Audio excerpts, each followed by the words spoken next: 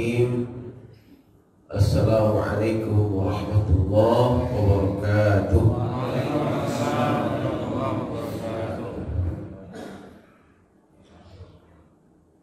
Alhamdulillah alladzi anzala as-sakinata fi qulubil mu'minin liyazdadu iman wa imanihim. Asyhadu an la ilaha illallah wahdahu la syarika lah wa asyhadu anna Muhammadan abduhu wa rasuluh la nabiyya ba'da. Allahumma salli wa sallim ala sayyidina Muhammadin wa ala alihi wa sahbihi ajma'in, amma ba'du. Para bapak-bapak, ibu gak ada? Ada? Oh ada. Dan ibu-ibu peserta iktikaf malam yang ke-30 yang dicintai karena Allah. Terima kasih ya. Alhamdulillah, kita bersyukur kepada Allah mendapat anugerah rezeki yang tak nilai harganya, bisa menutup ibadah saum kita malam ke-30 dengan iktikaf.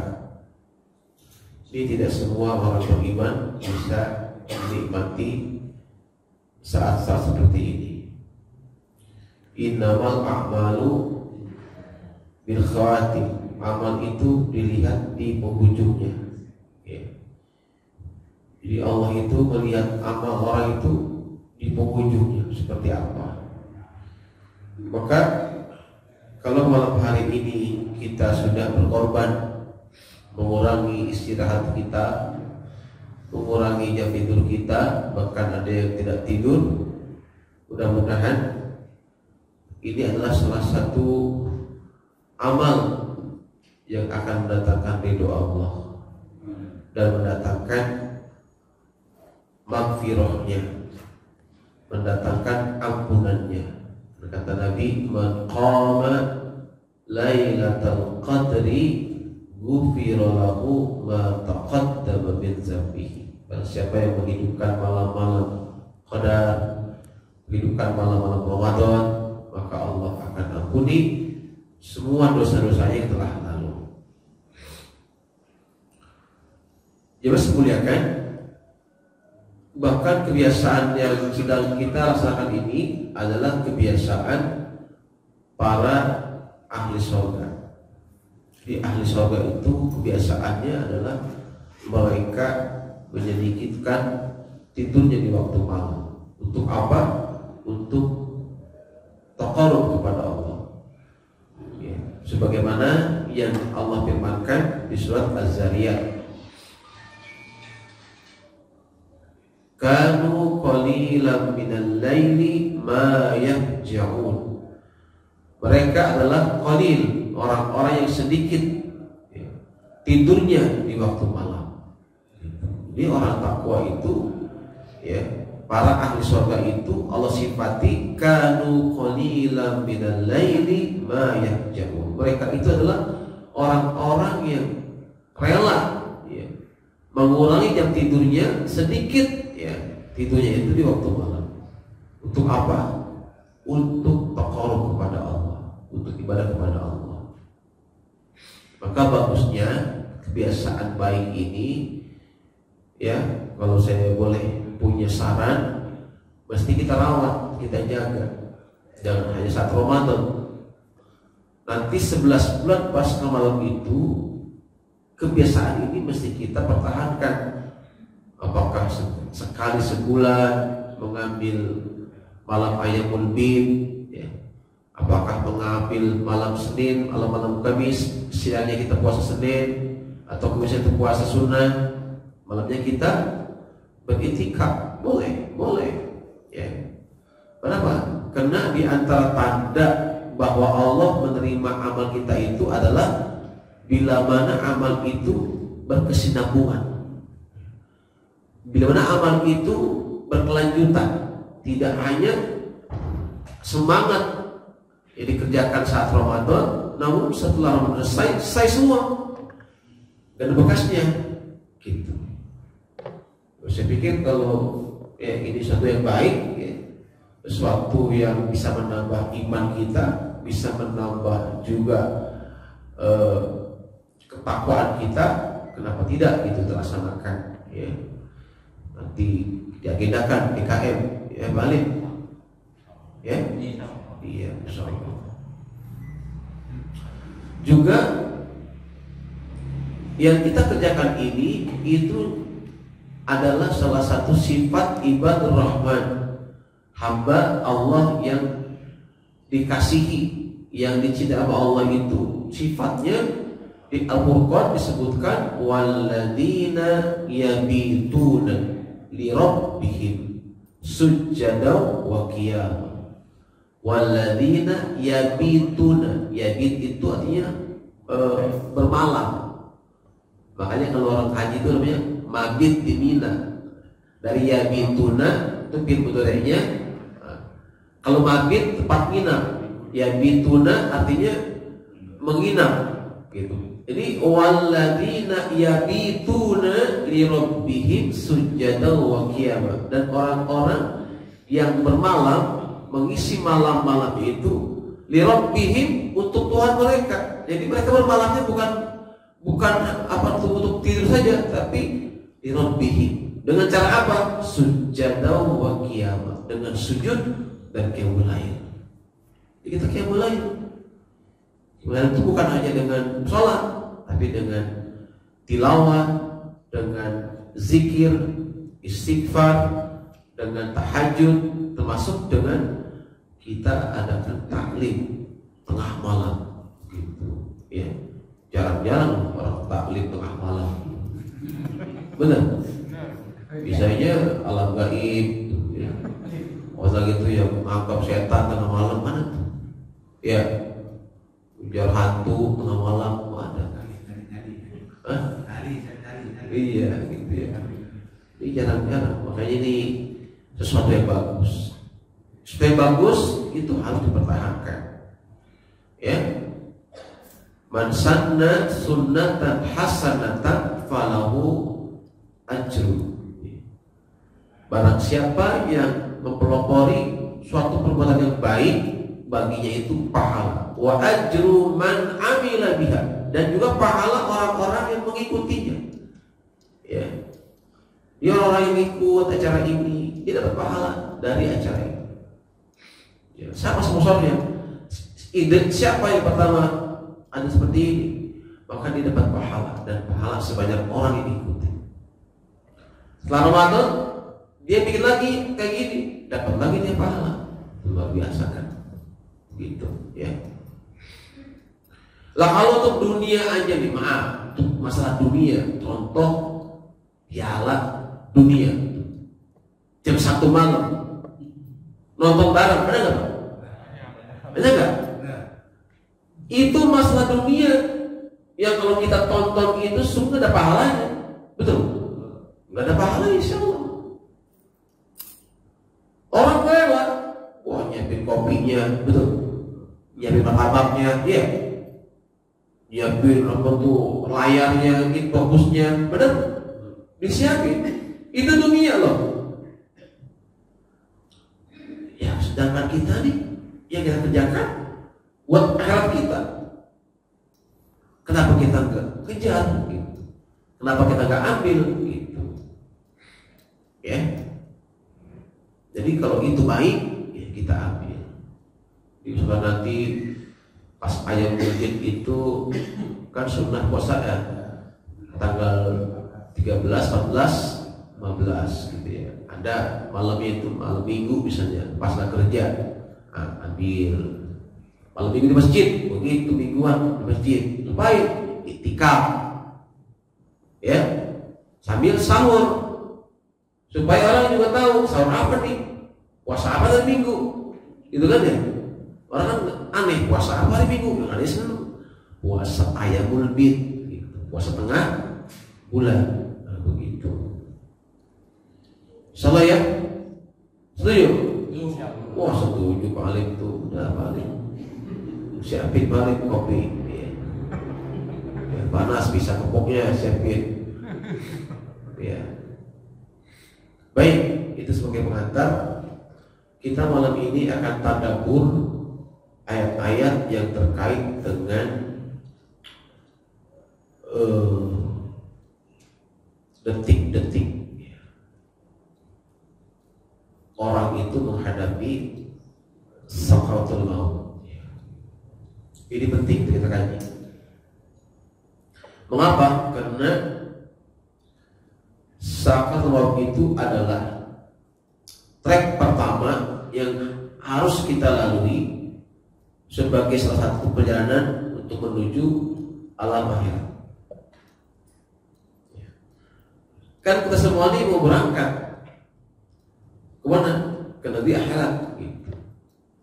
Dan trek pertamanya itu adalah di situ, di saat kita mengalami sakaratul maut.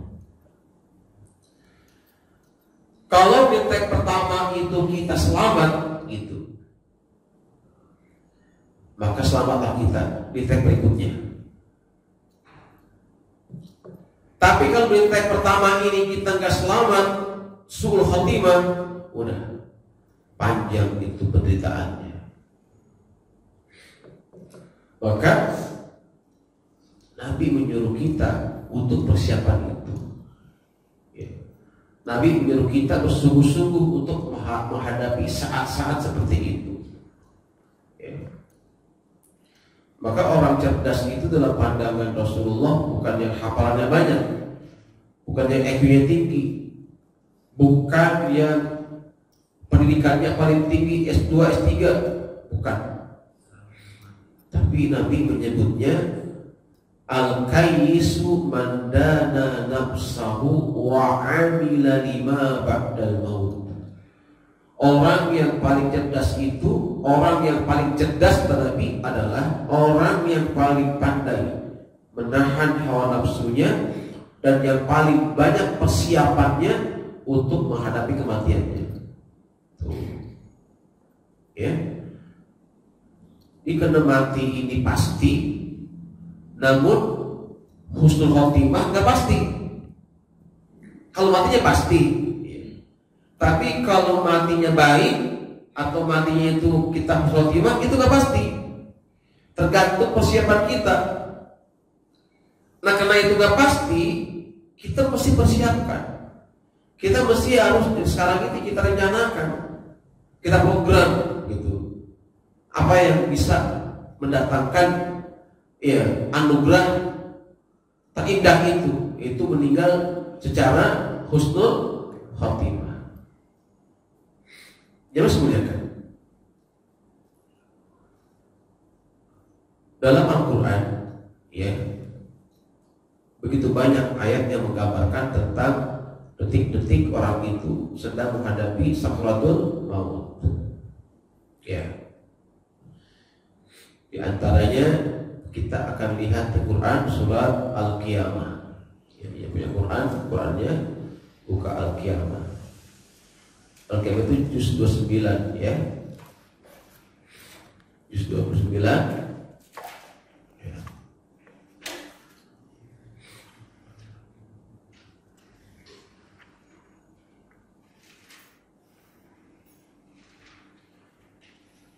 Ayatnya yang ke-26, 27, 28 sampai 29. A'udzu billahi minasy syaithanir rajim. Kalla idza balaghatit taraqi wa qila man وظن أنه الفراق والتفت الساق بالساق إلى ربك يومئذ المساق. Coba perhatikan ayatnya. Kita renungkan ayat ini dengan seksama.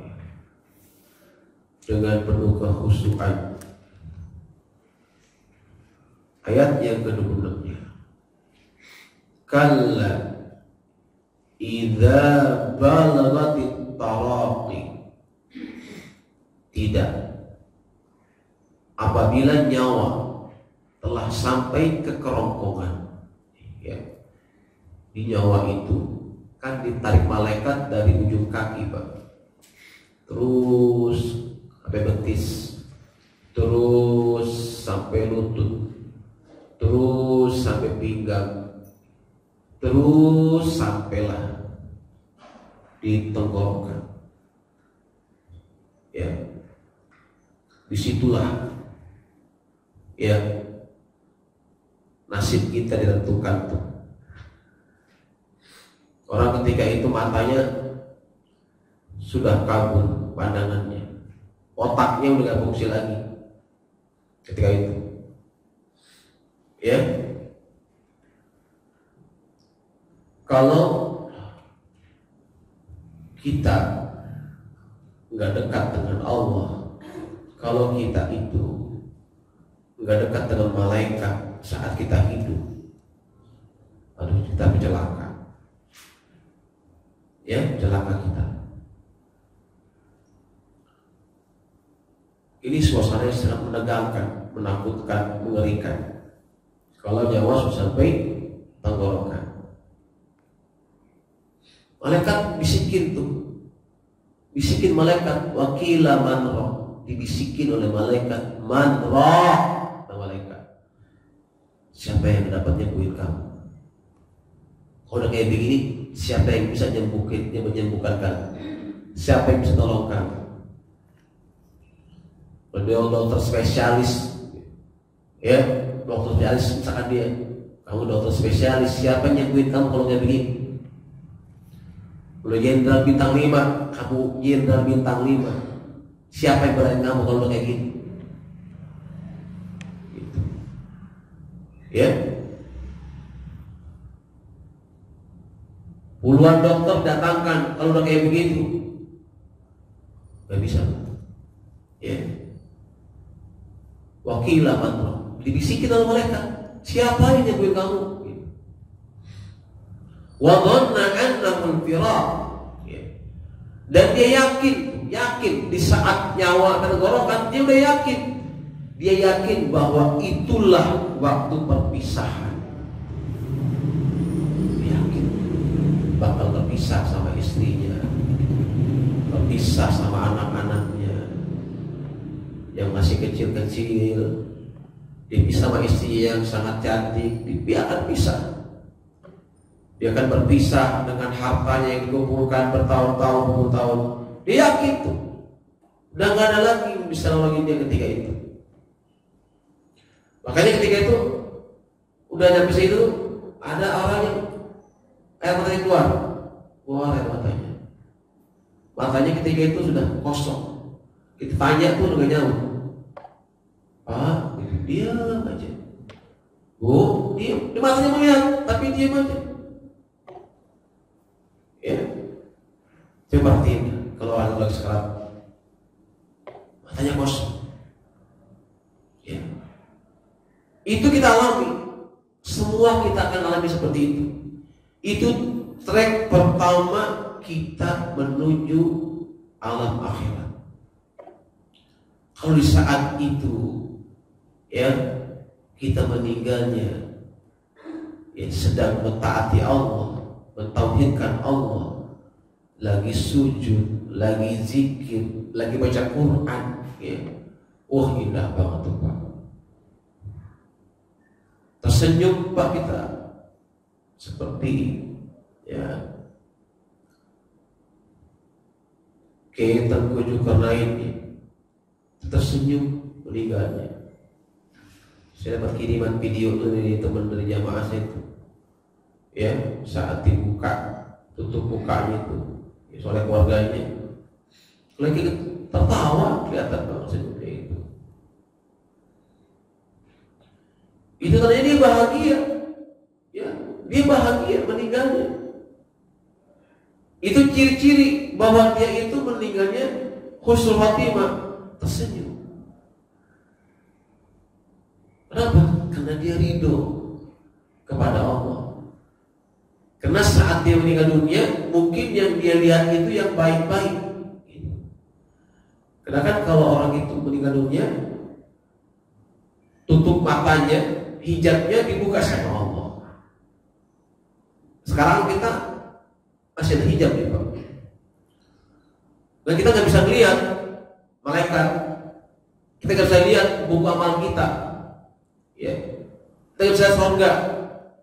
Nah tapi nanti kalau udah sekalian maut, tiba saatnya itu, ya kita mau mati, nyawa dan tenggorokan itu dibuka semua.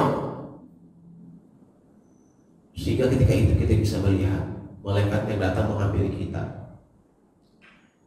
Kita bisa lihat buku amal kita dibuka di depan kita. Nih amal kamu, buku kamu nih.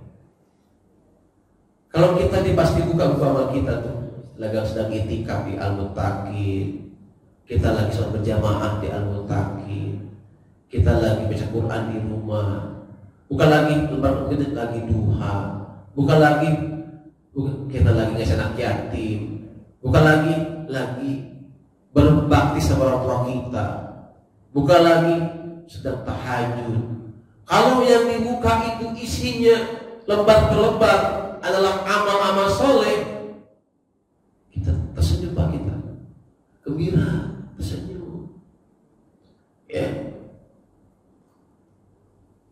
Tapi kalau maaf banget nih, banyak kan orang itu mengisi lembar-lembar ya buku amal itu dengan maksiat. Tiap hari maksiat. Orang puasa tidak puasa. Ada nggak yang puasa begini? Banyak Pak. Banyak. Tahu orang puasa, tinggal puasa makan di warteg. Wartegnya roboh, pecebur, comberan. Ada nggak? Kira lah. Makan di warteg kecebur. Betul?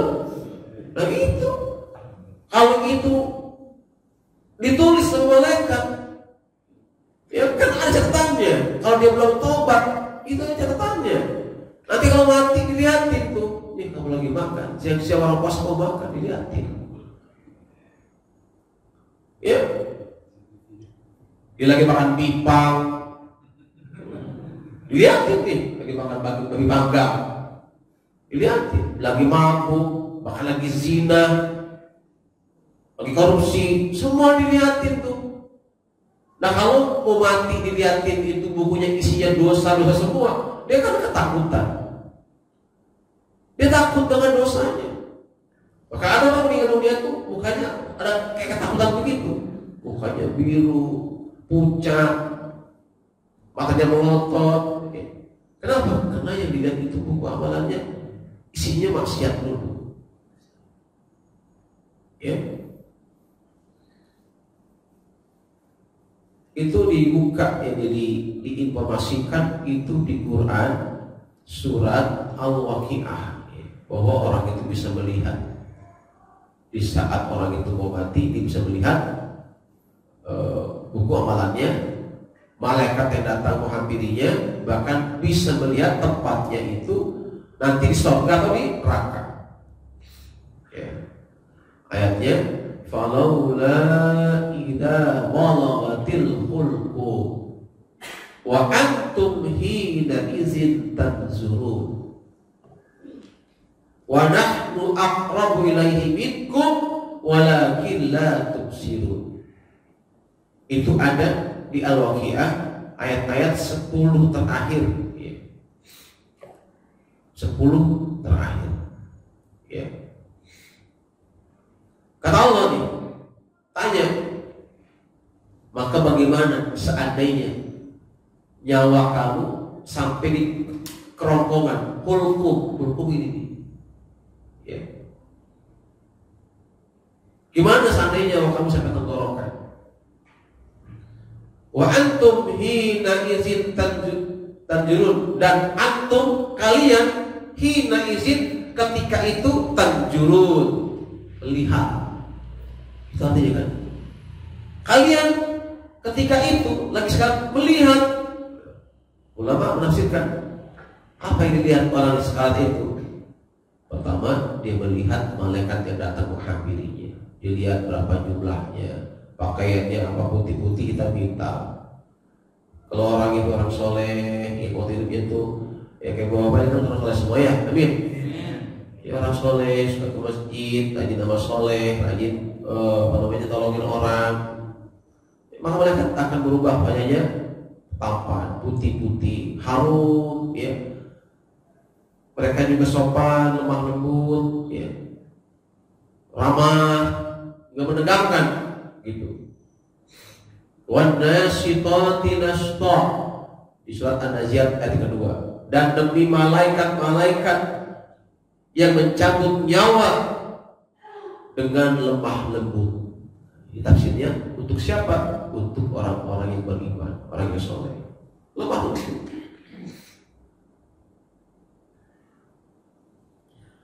Ya, jadi Quran menggambarkan di situ bahwa orang itu bisa melihat siapa yang datang, malaikat yang datang. Jadi kalau malaikat datang itu putih-putih, barunya tampan, membawa kain kapan yang putih dari sorga. Buat apa kain kapan itu? Untuk menyelimuti ruhnya. Karena saat ruh itu dicabut dalam kondisi telanjang ruh itu, maka ruh itu akan dibungkus dengan kain kapan putih dari sorga, harum semerbak wangi. Maka dibawalah ruh itu oleh malaikat beriringan sampai di langit, ya, dibukalah pintu langit, maka seluruh malaikat mencium aroma wangi ruhnya. Ruh siapakah ini? Kata malaikat-malaikat, ini adalah ruh si fulan bin fulan, orang soleh di kampung ini. Tuh, masya Allah, begitu Pak suasananya itu. Yang namanya perjalanan hidup kita. Itu kita akan alami. Ya. Tapi kalau orang yang munafik yang meninggal, yang munafik, penjilat, ya, hipokrit, bajingan tengik, meninggal itu. Pemimpin korup, pemimpin pembohong, pendusta, ya, koruptor yang meninggal. Wah, itu Pak, malaikat yang datang berubah. Malaikat itu bisa berubah rupa, ya. Kadang dia bisa menyerupai manusia, ya. Pernah malaikat itu menyamar sebagai orang miskin, ya, mendatangi Ali bin Abi Thalib, ya. Dia malaikat bisa menyamar. Nah, ketika mendatangi orang-orang yang banyak dosa, ganti baju dia, ganti rupa, pakaian hitam-hitam, matanya menyala, ya, seperti kita menyambar, suaranya menggelegar. Datang tuh, bukan sendiri, banyak datang. Ya.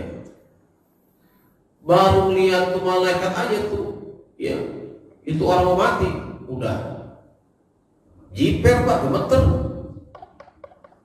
serius, ya. Datang tuh malaikat, ya, suaranya menggelegar. Apa itu datang? Begitu datang, belum cabut nyawa, belum. Sebagai pendoanya apa? Bukan imahnya, ditabokin dulu Pak, ditamparin sama malaikat. Ya Allah, kita tahu aja ditamparin dia. Gak pernah lihat, tapi ayatnya ada. Gitu.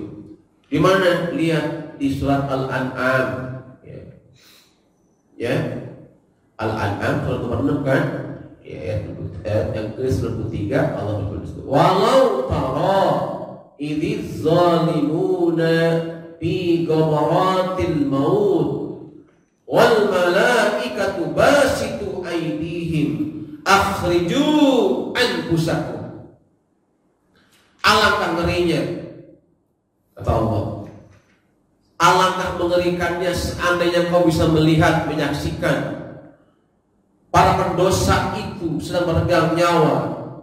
Malaikat datang menghampirinya, mengangkat tangannya, memukul-mukul tubuhnya, menampar wajahnya sambil teriak, "Hei, ruh yang jahat, jiwa yang kotor, keluarkan nyawa kamu." Tuh. Itu kata malaikat. Mau kita kayak gitu, Pak? Mau gak kayak gitu? Mau gak? Mau? Enggak mau kayak gitu. Ini menyedihkan, menyakitkan, ya, menakutkan.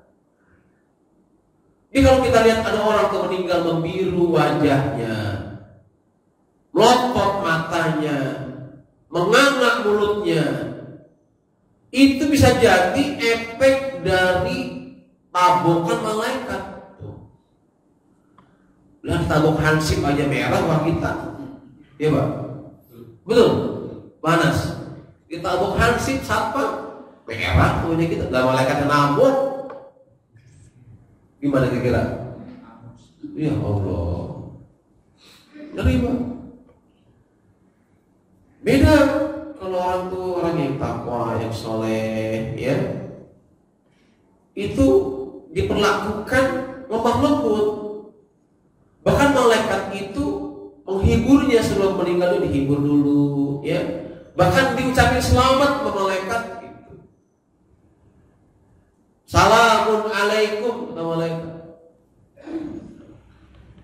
Lihat di Quran, sumbernya Quran nih ya. Quran itu pasti benar. Surat An-Nahl ya, 16 ya.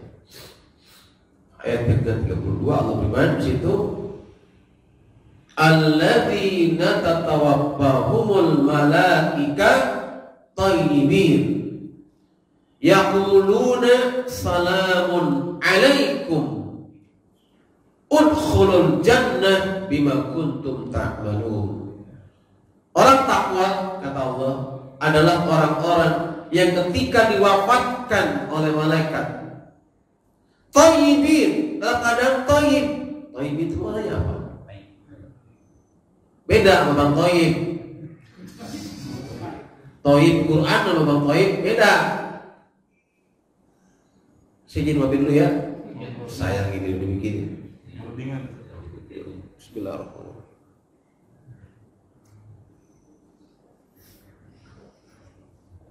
Alhamdulillah.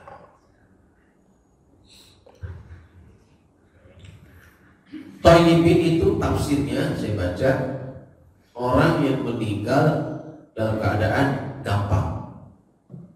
Meninggalnya gampang gitu. Kan ada kok orang meninggal susah, lama gitu, sampai berhari-hari gitu, yang nungguin sampai capek. Kan itu kasihan yang nungguin, malam gak tidur, ya kan? Ada yang meninggalnya gampang gitu. Ya. Thayyib itu meninggal gampang. Ada lagi maknanya, thayyib itu meninggalnya dalam keadaan diridhoi oleh Allah, karena meninggalnya itu dalam keadaan beriman kepada Allah. Thayyib di mana meninggalnya itu husnul khotimah. Di orang-orang yang takwa itu adalah orang-orang yang ketika diwafatkan mereka dalam keadaan thayyib, baik, husnul khotimah, lagi ibadah gitu, lagi i'tikaf, malam ganjil di al-muttaqin, ikut tahajud, rakaat terakhir sujud nggak bangun-bangun. Orang udah salam sujud terus di jamaah. Wah, di orang kok gak bangun-bangun gitu ya. Bayangin, Pak, bangun Pak.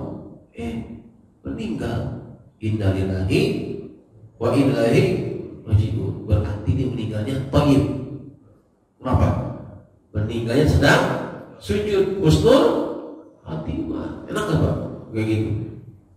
Oh, enak gak meninggal sujud? Enak gitu. Mau gak Bu? Mau gak Bu? Dia baik Ibu. Oh Pak Ustadz jangan sekarang gitu ya. Dosa masih banyak gitu ya. Amal dikit gitu ya. Nah, ini gitu. Makanya kalau kita tuh, kenapa kita takut mati? Karena kita rasa dosa kita banyak, amal sedikit. Kalau orang itu amalnya banyak, dosa sedikit, dia kapan aja mati siap. Gitu Pak. Makanya Allah kasih di bulan, 1 bulan itu di mana kita bisa melipat gandain, bisa melipat gandakan pahala amal kita di Ramadan. Bahkan ada dalam satu malam itu dari 30 malam, 1 malam itu kalau kita betul-betul ibadah malam itu sama dengan ibadah 80 tahun atau 1000 bulan. Kalau pas momentum itu adalah malam Lailatul Qadar. Makanya jemaah alhamdulillah 10 malam itikaf. Saya doain yang itikafnya itu istiqomah dapat anugerah malam Qadar. Amin. Ya, kelihatan nanti setelah itu puasa tuh orang dapat nomor beda. Akan kelihatan. Yang nggak sama dengan sebelum-sebelumnya pasti. Ya, orang yang gak sombong, orangnya gak sombong, makin rendah hati, ya, makin semangat ibadahnya, ya, sombong, ya, sombong nih ya, ini udah jamaah pilihan semua nih, kayaknya sudah terseleksi di jamaah ini. Amin. Ya Pak ya. Nggak apa atau juga apa-apa sambil berperang dikit ya Pak. Kita maklum Pak, namanya juga di tengah malam atau dikit ya maklum lah. Iya. Iya. Nah, jangan semuanya kan. Kemudian kita bisa juga ya, membuka ya, ayat yang lain yang terkait ya, dengan masalah kematian itu di surat Luqman ya. Surat 31 ya. Surat 31, betul? Silakan buka Al-Luqman. Ya. Kita tadabbur aja ya. Tadabbur ayat-ayat tentang kematian.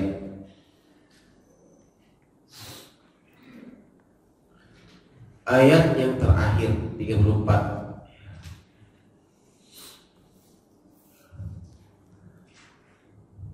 Allah berfirman di situ. Innallaha indahu ilmus sa'ah wa yunazzilul ghaitsa wa ya'lamu fil arham wa ma tadri nafsum maza taksibu ghadan wa ma tadri nafsun bi ayyi ardin tamut innallaha alimun khabir. Ya, perhatikan ayat ini ya. Sesungguhnya hanya di sisi Allah ilmu tentang hari kiamat. Di hal-hal yang gaib itu antaranya hanya Allah yang tahu. Pertama tentang hari kiamat. Kita nggak tahu kapan, ya, tahun berapa kita nggak tahu. Hanya Allah tahu. Dan Dia menurunkan hujan dan mengetahui apa yang ada dalam rahim. Dan tidak ada seorang pun yang dapat mengetahui dengan pasti apa yang akan dikerjakan besok. Kita nggak tahu besok mau apa. Kita hanya bikin rencana besok mau ke sana, besok mau ke sini, betul? Tapi kadang rencana itu dengan rencana. Rencananya besok mau ke sini, nggak taunya ya paginya dipanggil sama Allah. Ada yang gitu? Ada banyak. Ya. Ada yang bikin rencana besoknya nikah, ya.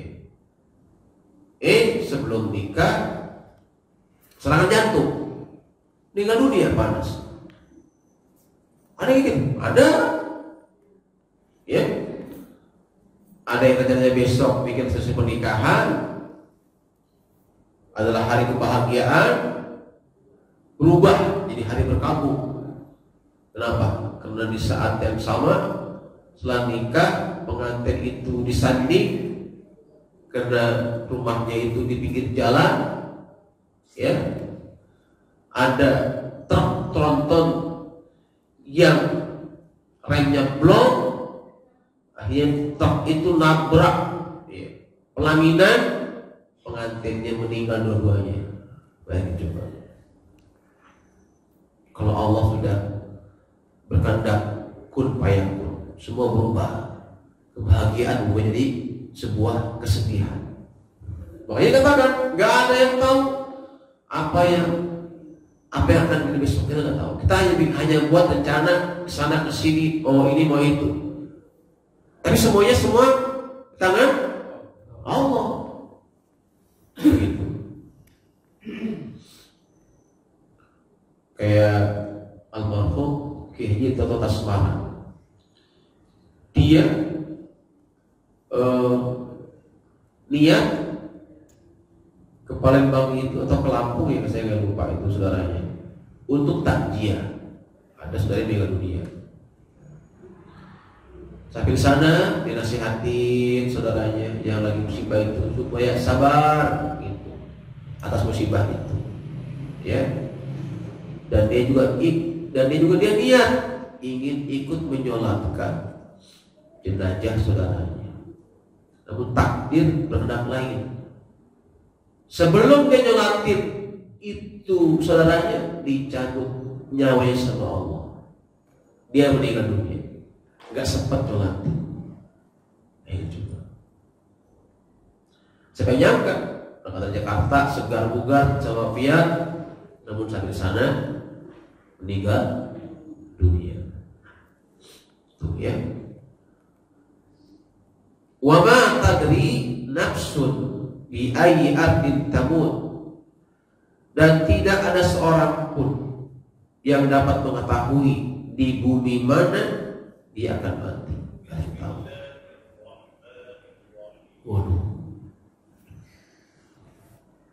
Gak ada yang tahu. Masalah kematian Allah rahasiakan dalam 3 hal. Pertama, Allah rahasiakan tentang waktunya. Hari apa, tahun berapa, jam berapa, dia nggak tahu. Itu rahasianya Allah. Kedua, Allah rahasiakan tempatnya. Apakah di laut, apakah di udara, apakah di darat, apakah di kampungnya, atau di kampung orang lain. Itu rahasia Allah. Kalau itu para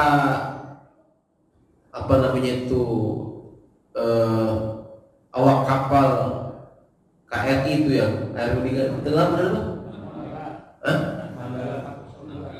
iya. Kalau dia tahu apa itu tenggelam, dia pasti nggak mau masuk. Iya Pak. Kalau dia tahu takdir mati itu di laut, dia gak bakal mau tuh masuk, gak bakal ikut ke situ. Tapi kalau dia nggak tahu, ya masuk aja. Orang biasanya juga aman-aman aja, gitu kan? Tapi takdir berkehendak lagi. Karena memang takdirnya dia harus meninggal di laut, tenggelam di laut, ya sudah. Meskipun jago berenang kayak apa, kalau udah takdirnya mati di laut, mati Bang. Mati. Itulah kematian, rahasia Allah. Yang ketiga, Allah rahasiakan caranya. Caranya. Mati satu, caranya yang macam-macam. Ada yang meninggalnya itu sakit dulu, ada nggak? Ada. Betul. Ada yang meninggal dari racun, ada yang dibunuh, ada. Terus sahabat Nabi aja 4 khalifah itu 3 meninggalnya dibunuh. Utsman Affan dibunuh, Umar dibunuh, Ali dibunuh. Ya, emang takdirnya begitu. Takdirnya begitu. Nah, masalah mati mau dibunuh, mau diracun, gak masalah. Yang penting dalam kondisi bagaimana dia mati gitu. dibunuhnya lagi apa itu? Imamin sholat, betul? Umar juga sedang jadi imam sholat. Utsman lagi baca Quran. Nggak masalah mati dibunuh, tapi lagi ngapain? Gitu loh. Kalau matinya dibunuh lagi di diskotik, itulah yang mati su'ul khotimah. Mati dibunuh karena dia itu memperkosa orang, nah itu yang su'ul khotimah. Tapi kalau matinya dibunuhnya itu telah merangkak lagi ibadah, dan merangkak dia membela agama Allah, syahid insya Allah. Tuh ya, jadi Allah rahasiakan tuh. Allah rahasiakan. Jadi gak penting kita mati di mana, mati kapan, gak penting. Yang paling penting adalah apa yang kita persiapkan untuk mati itu. Dan kita memilih mati seperti apa? Apakah kita pengen meninggal seperti surat 16 ayat 32 atau seperti surat Al-An'am 93? Itu udah menggambarkan. Tinggal pilih yang mana kita matinya. Kalau kepengen seperti ayat An-Nahl 32, matinya itu enak, ada caranya, ada amalannya, gitu. Persiapannya ada ABCD-nya. Seperti itu. Di setiap kita, ya seharusnya dari sekarang persiapan itu. Ya, kita semua bakal pulang kampung. Ya, ke negeri akhirat. Semua kita akan menuju sana. Dan itu panjang, sangat panjang treknya. Ya, sangat panjang. Di pertama dan sebelum maut, alam kubur, alam mahsyar, hisab, mizan, sirat, baru surga atau neraka. Terakhir kita baru aman nih, baru kita merasa aman dari misi jalan ini setelah kaki kita sudah sampai di pintu surga. Tuh baru aman. Bapaknya Allah belum sampai di situ, kita nggak aman. Ya Allah, mudah-mudahan Pak ya, kita ini Allah berikan keselamatan saat kita menghadapi satu maut. Allah mudahkan, amin. Maka Nabi sampai di surah, Allahumma hawwin alaina fi sakratil maut. Ya Allah, ringankanlah hamba di saat sedang menghadapi satu maut. Kenapa berat? Nabi bertanya sama Jibril, dan Nabi itu mau menjelang ajal, dia tanya sama Jibril, lalu datang hampir Rasulullah. Ya Jibril, ya bagaimana itu suasana saat maut itu seperti apa? Kata Jibril, ya Rasulullah, ia bagaikan ditusuk-tusuk, disayat-sayat dengan 1000 pedang. Sakitnya itu. Bagaimana lagi? Ada lagi yang lebih ringan. Kan itu, dia bagaikan kambing yang dikuliti hidup-hidup. Ya, jadi orang tuh kalau lagi ngalamin maut itu sakitnya bagaikan ditusuk, diiris dengan pedang. Ada lagi yang rasain seperti dikuliti, kambing yang dikuliti hidup-hidup. Ya Jibril, kalau maut itu seperti itu, kalau itu ya seberat itu, biarlah timpakan saja semua itu sama saya. Jangan sampai dialami oleh umatku. Bayangin coba. Nabi saking cintanya, sayangnya sama kita, biarlah itu rasa sakit saat menghadapi maut, biar dia yang ngalamin gitu. Jangan sampai dialami oleh kita. Ya Allah, nggak ada pada Nabi yang seperti itu, cuma Rasulullah. Makanya kalau Nabi sayang sama kita kayak gitu, kita pun harus sayang kepada Nabi kita, cinta kepada Nabi kita. Dengan cara apa? Ya ini, kita amalkan ajarannya, syiarkan agamanya, hidupkan sunnahnya. Orang lain tidur, kita melek. menghidupkan malam Ramadan sudah Rasulullah. Ya, biar orang bilang orang gila kali ya ngaji tengah malam begitu. Ya bisa begitu. Ya orang sedeng apa gila ngaji tengah malam. Orang kerjaan aja gitu. Emang gitu kita aneh. Kalau ngaji tengah malam, jangan kita aneh. Tapi kalau dangdut tengah malam, nggak aneh pak. Ya pak ya, nggak aneh. Begitu.